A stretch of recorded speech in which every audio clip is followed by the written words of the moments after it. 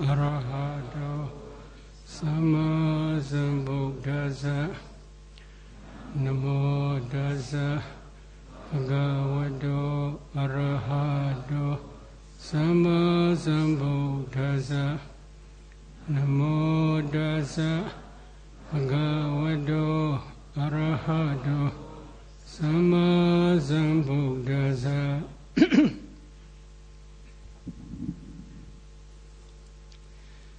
There is still one question. They ask me, nowadays, are there many Ariyas, noble ones in Indonesia? How we should give answer to this question? You Indonesians should give answer to this question. Is it true?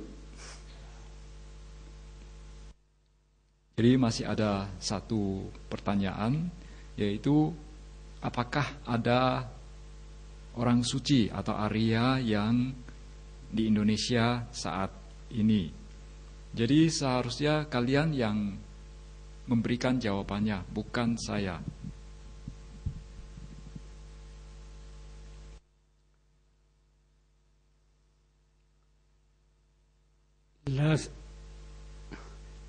In my last Dhamma talk,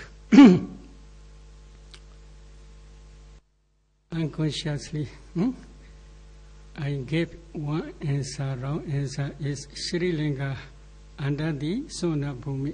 No, Sri Lanka is not under the Sona Bhumi.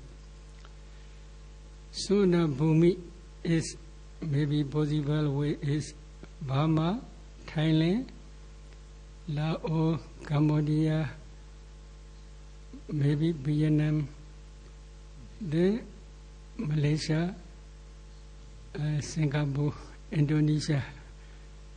These are Sona Bhumi. After the third council, King Asoka asked to the Venerable Mowgli, Mahamogli Buddha Desa Thera,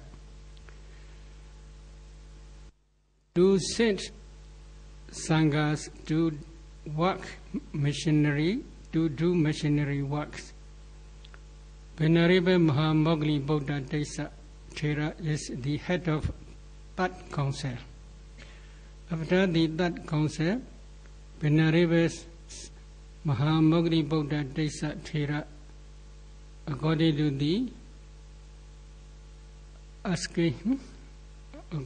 the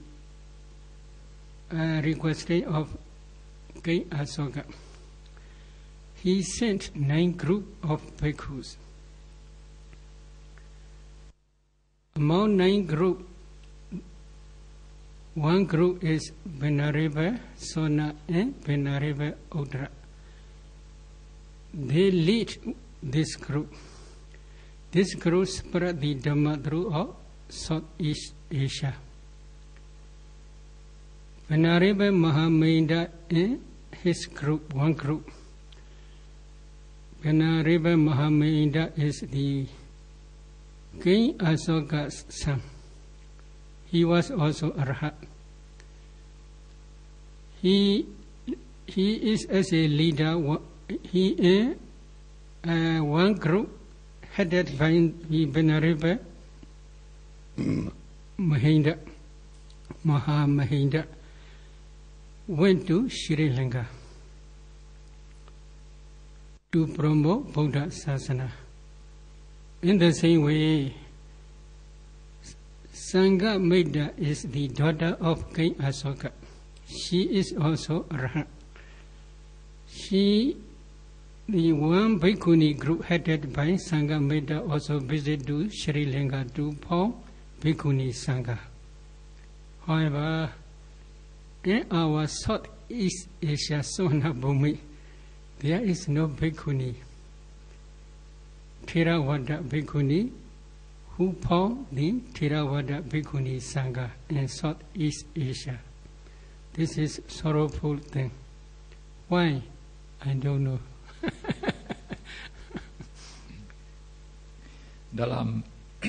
dalam Dhammadesana yang lalu saya membuat sebuah kekeliruan, yaitu bahwa Sri Lanka tidak tercakup di dalam Swarna Bumi, karena yang namanya Swarna Bumi itu hanya meliputi negara Myanmar sekarang, kemudian Thailand, Laos, Kamboja, mungkin Vietnam, kemudian Malaysia, Indonesia, dan Singapura. Jadi setelah sejak konsili yang ketiga, Raja Asoka memohon kepada Moggaliputta-tissa, yang mulia Moggaliputta-tissa, beliaulah yang sebagai pemimpin konsili pada saat itu. Raja Asoka memohon beliau untuk mengirim sejumlah Dhammaduta ke berbagai negara untuk menyebarkan Dhamma. Dan atas permintaan Raja Asoka inilah lantas yang mulia Moggaliputta-tissa Thera mengutus 9 kelompok ke berbagai penjuru di dunia. Yang mulia Sona dan yang mulia Uttara berdua dikirim ke Swarna Bumi, ke Asia Tenggara. Kemudian kelompok yang lain lagi, yaitu Mahinda, yaitu putranya Raja Asoka yang sudah mencapai arhat, juga sebagai seorang biku tentu saja. Mahinda ini dia diutus bersama rombongannya ke negara Sri Lanka, termasuk juga putri dari Raja Asoka, yaitu Sanghamita. Putri Raja Asoka, yaitu Sanghamita ini juga sudah mencapai arahat, dan lantas oleh beliaulah di Sri Lanka dibentuk Sangga Bhikkhuni.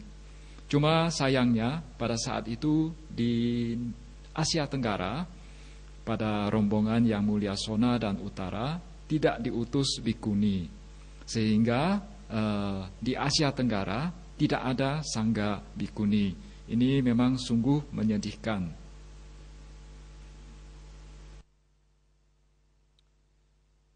In Sri Lanka, Bhikkhuni Sangha also disappeared 500 years later. Only 500 years they can maintain Theravada Bhikkhuni Sangha tradition. However, in our Swarna Bhumi, we do not understand how many Bhikkhunis are there. It is not mentioned in our Sasana Vamsa Sasana history.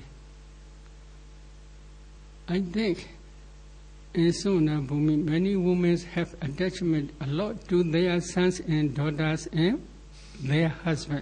This is maybe reason, maybe. They don't want to ordain as a bhikkhuni.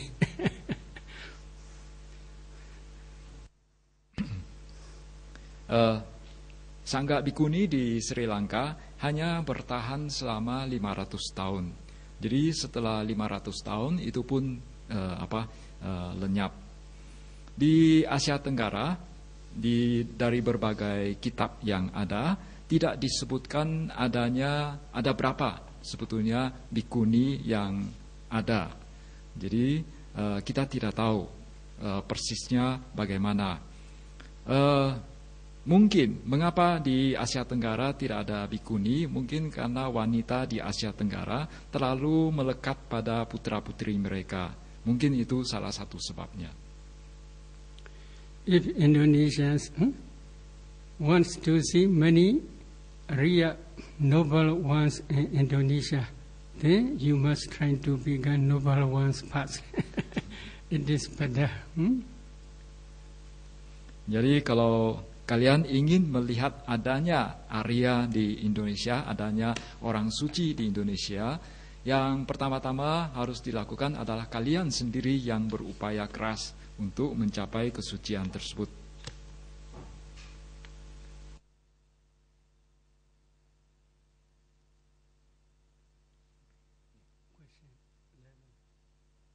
pertanyaan ke-11, how can we have the ability to know what and where a person has been reborn into?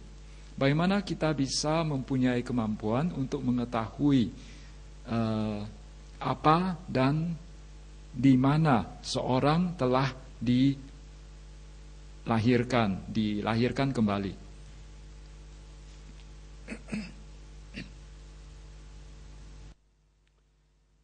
If you want to know your destination, first you must try to practice dependent origination. This is the second noble truth of the origin of suffering, Samuriya Sitya.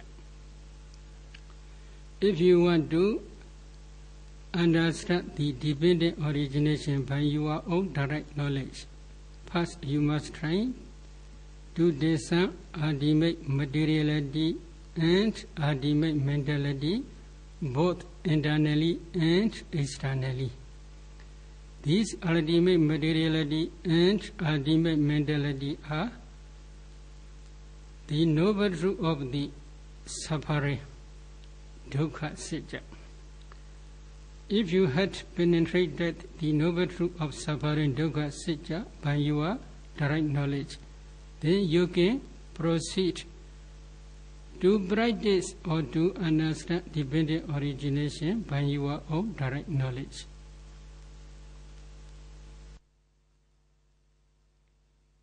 Apabila kalian ingin mengetahui nantinya kalian akan terlahir di alam mana, pertama-tama kalian harus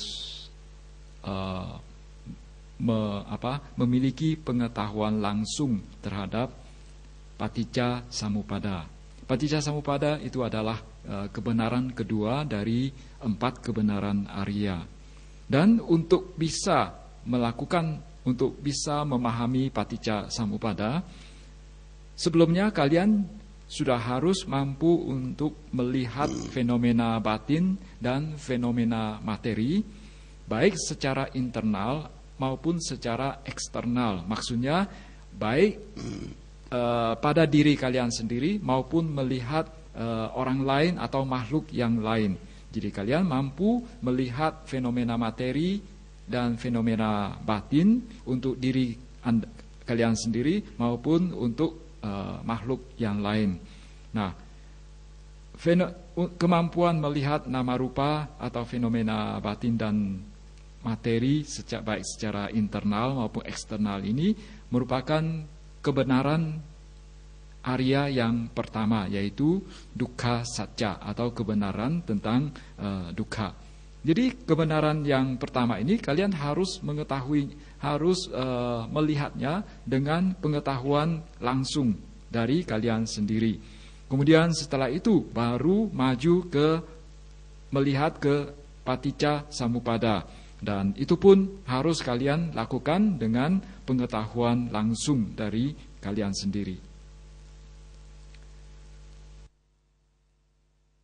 If you had already practiced samatha up to jhana stage, especially up to 4th jhana stage, every day you must re-establish this 4th jhana concentration.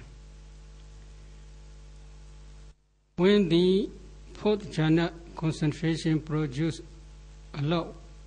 the light of wisdom, at that day you can practice four elements meditation systematically.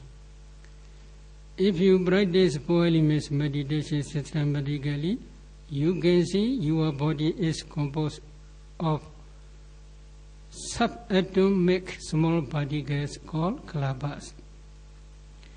If you analyze those kalabas, then you can understand ultimate materiality by your direct knowledge. Again, you must continue to discern ultimate mentality. There are eye-do-cognitive process, ear-do, nose-do, tongue-do, body-do, and mind-do-cognitive process. In mind-do-cognitive process, there are also jhana dhammas. So all these mentalities you must discern. After discerning this ultimate materiality and ultimate mentality, you must also try to discern this ultimate materiality and mentality in the external world. If you can discern ultimate materiality and ultimate mentality both internally and externally, at that time you are ready to practice dependent origination, to understand by your own direct knowledge. Jadi pertama-tama kalian harus berlatih samatha dulu sampai mencapai jhana. Maksudnya adalah jhana keempat. Jadi setiap kali kalian duduk harus mampu untuk memasuki jhana keempat. Kemudian dari jhana keempat ini akan menghasilkan banyak cahaya kebijaksanaan yang sangat kuat. Dari cahaya kebijaksanaan ini, lantas kalian berusaha untuk melihat empat unsur untuk melatih meditasi empat unsur secara sistematis, sehingga nantinya kalian mampu untuk melihat kalapa-kalapa yang ada di dalam badan Anda, pada jasmani kalian.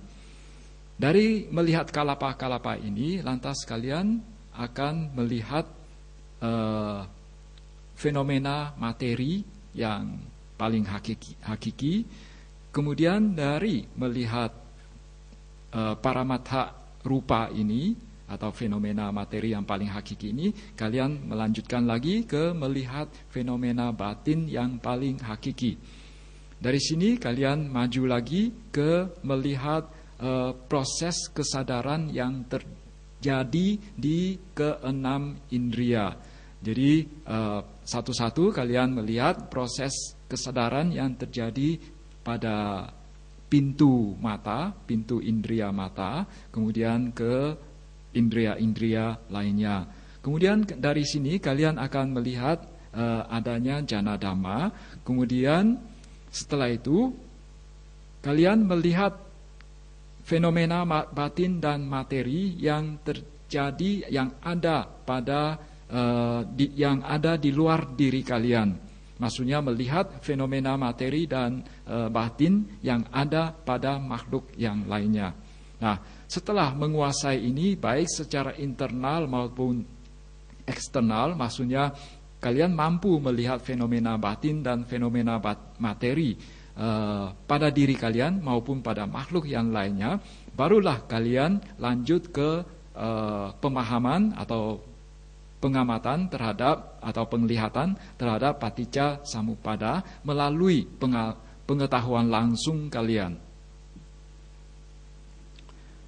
While discerning dependent origination, there are different ways. Why there are different ways? Buddha teaches different ways depending on the latent tendency and inner inclination of the listeners. Because of this reason, Buddha also teaches dependent origination in different ways. Among those ways, usually we teach Ahara Sutta Desana method. Ahara Sutta is mentioned in Nidana Vagga Sanyutta Pali. In that sutta, Buddha teaches to discern dependent origination from the present moment, up to the past nama rupa stage, up to the discerning of past nama rupa stage. Present moment means in the present. Many meditators are usually accumulating wholesome dhammas. Why are they accumulating these wholesome dhammas? Why? What do you want to be in future? What do you want? This is problem.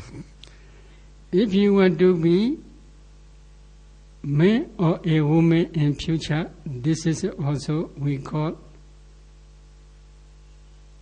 attachment to future existence. If you want to be bhikkhu or bhikkhuni in future, this is also attachment. If you want to become Deva or Brahma in future, this is also attachment. This attachment is my point. Based on this attachment, you accumulate wholesome dhammas, such as donation, purification of bhaju, practicing samatha and vipassana, etc.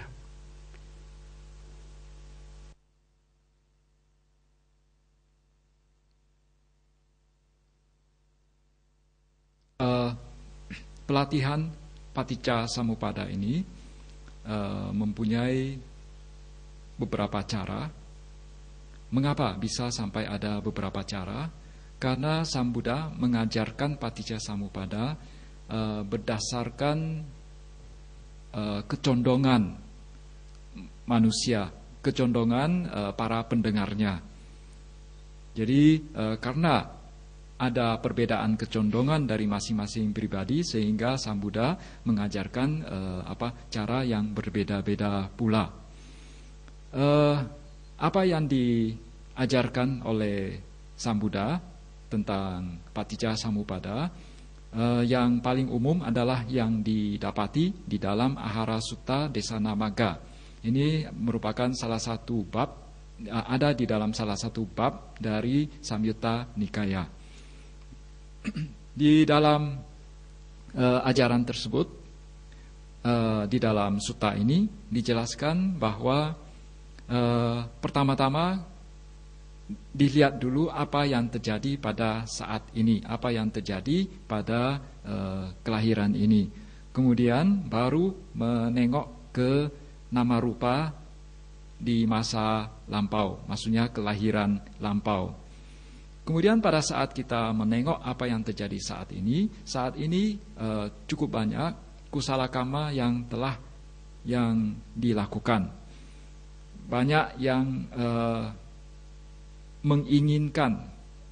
Mengapa orang melakukan kusala kama? Karena adanya keinginan. Mereka ingin menjadi seorang pria atau ingin menjadi seorang wanita. Jadi ini merupakan suatu kemelekatan terhadap eksistensi di masa depan, keberadaan di masa yang akan datang.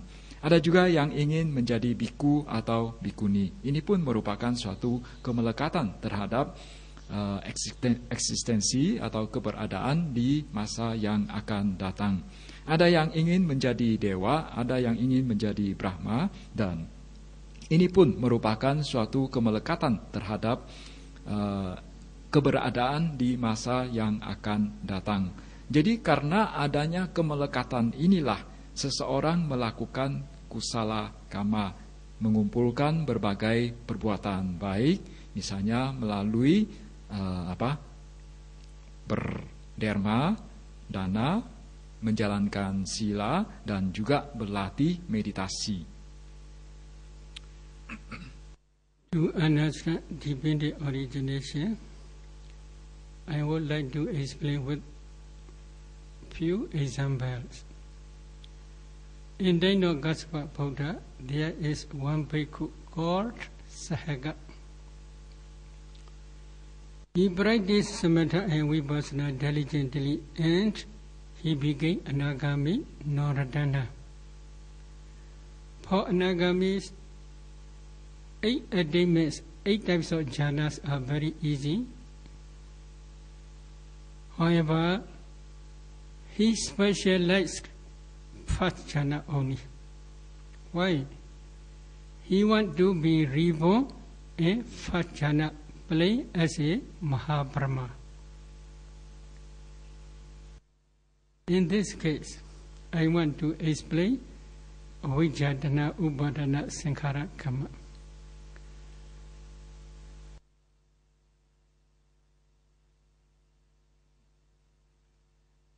Untuk memahami Paticca Samuppada, saya ingin mengajukan sejumlah contoh. pada zaman Buddha Kassapa, ada seorang biku yang bernama Sahaka. Biku Sahaka tersebut, dia berlatih meditasi samatha dan vipassana dengan tekun, dan akhirnya mencapai tingkat kesucian yang ketiga, yaitu tingkat anagami. Yaitu tidak akan kembali ke dunia ini lagi. Dan bagi mereka yang sudah mencapai tingkat kesucian anagami, untuk mencapai 8 pencapaian itu bukanlah suatu hal yang sulit. Jadi dengan kata lain, gampang untuk mencapai jana sampai ke 8. Nah, tetapi Biku Sahaka ini dia mengkhususkan diri pada pencapaian jana yang pertama. Mengapa dia mengkhususkan diri pada pencapaian jana yang pertama ini? Karena dia ingin terlahir sebagai Maha Brahma. Dan jadi karena keinginan inilah dia mengkhususkan diri pada pencapaian jana yang pertama ini. If a meditator wants to be reborn in one of Brahma place, he must specialize one type of jhana to attain that place.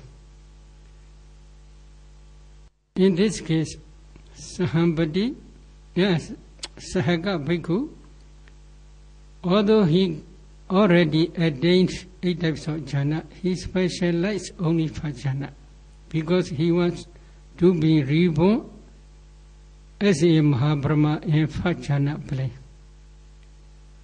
But if someone wants to be reborn in second jhana plane, etc., they must also specialize that second jhana in the same way. In this case, if he understands as a Mahabrahma, this understanding is wrong understanding. Why? When discerning ultimate materiality as well as ultimate mentality, both internally and externally, at the time, a meditator already see within 31 planes there are only ultimate materiality and mentality. As soon as they arise, they pass away very, very quickly. There is no time to tell this is man, this is woman, this is Deva, this is Brahma, etc. If they understand this is man, this is woman, or this is Deva, or this is Brahma, such type of understanding is wrong understanding. That wrong understanding is called avijja, ignorance, or delusion.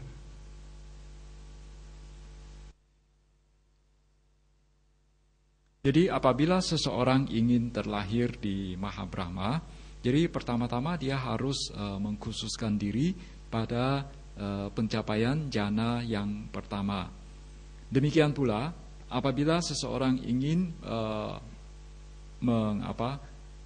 terlahir di alam Brahma yang lainnya, misalnya yang tingkat kedua, dia harus mengkhususkan diri pada pencapaian jana yang kedua.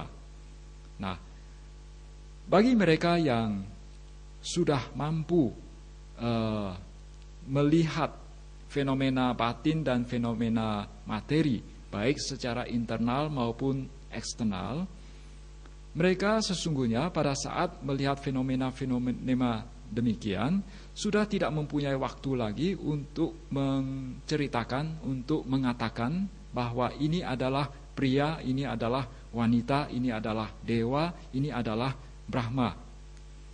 Tetapi bagi mereka yang masih bisa membeda-bedakan antara pria, wanita, kemudian dewa dan Brahma, maka mereka sesungguhnya memiliki suatu pandangan yang salah. Pandangan salah inilah yang disebut sebagai avijja.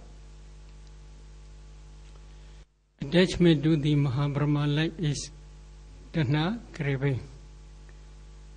But this craving is not so strong enough to be reborn in one of woeful states. the craving between man and woman or the attachment between man and woman is very strong.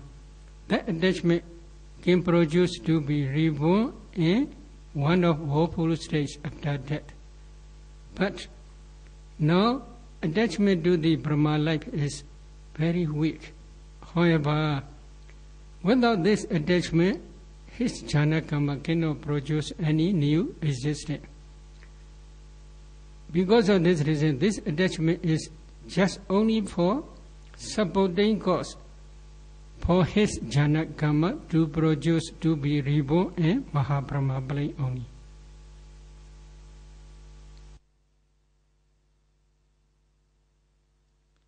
Karena kemelekatan terhadap kelahiran sebagai Mahabrahma inilah yang membuat seseorang akan terlahir sebagai seorang atau sesosok Mahabrahma. Dan kemelekatan demikian disebut sebagai tanha, yaitu haus, secara harafiah berarti haus atau biasanya diterjemahkan sebagai nafsu keinginan. Nah, nafsu keinginan atau tanha untuk terlahir sebagai Mahabrahma ini sesungguhnya tidak cukup kuat untuk membuat seseorang terlahir di alam rendah.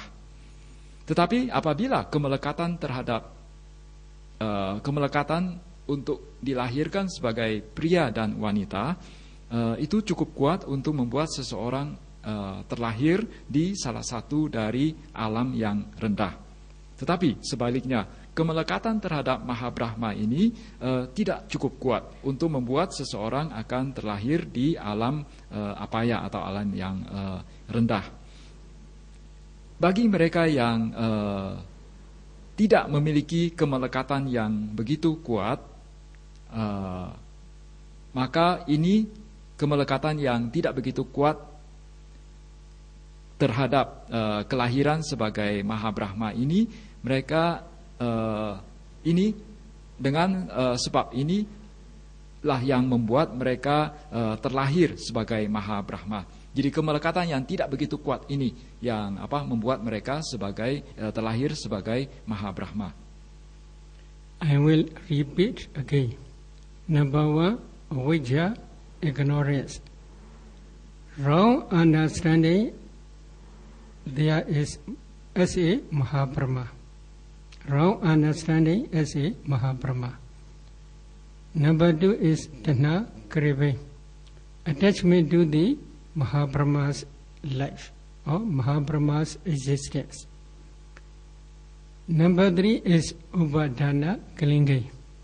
In this case, clinging means repeated attachment to the Mahabrahma life is called clinging.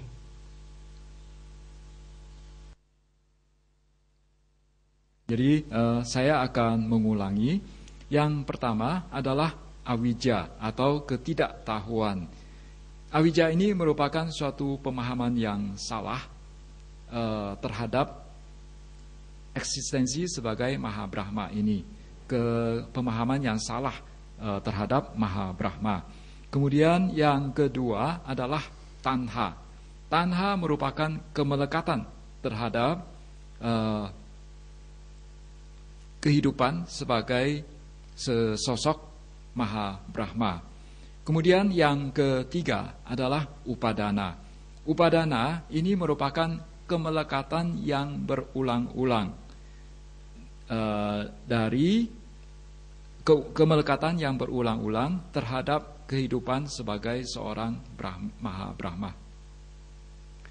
Number four is sankhara formations. In this case, his sankhara formations are Fajjana sankhara formations. There are 34 mental formations in Fajjana. What are 34? Do you want to know these 34? Please practice practically. We are teaching this system practically.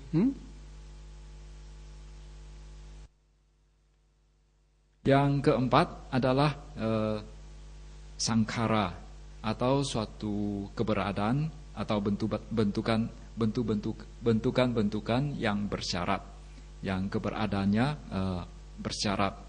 Di dalam jana yang pertama, secara keseluruhan ada 32 jenis, 34 ya. Jadi dalam jana yang pertama ada 34 jenis sangkara ini atau faktor-faktor dari sangkara ini. Kalian ingin mengetahuinya apa saja dari ke-34 ini, maka kalian harus berlatih dengan tekun, karena kita ada mengajarkan secara sistematis bagaimana untuk melihatnya. If a meditator wants to be reborn in Brahma world, like Sahaka Bhikkhu, especially in Vajjana plane, they must specialize this Vajjana up to near death moment. What is specialized? They must re-establish this Vajjana concentration repeatedly again and again throughout their life. While practicing or when re-establishing this Vajjana Dhamma, there are 4 main important factors. Number 1, chanda, desire. Desire must be very strong. Oh, I have another case. Please, Cheryl, forgive me to go back to home. No such type of desire. Very strong desire. I will try. I will never come back. In this way, they should have enough desire for the attainment of Brahma life. Number 2 is Variya, Usaha. They must practice again and again with strong energy, strong effort. Sometimes very lazy.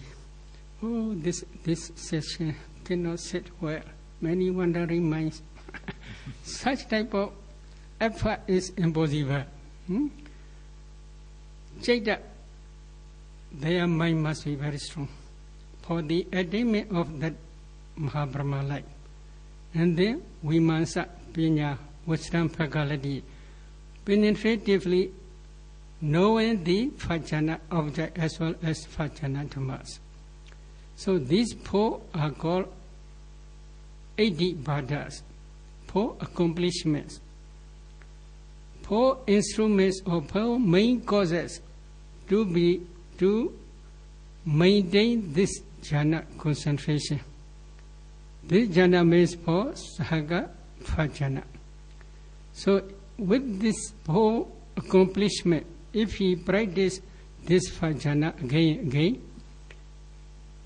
repeatedly throughout his life, such type of practice is called specialized.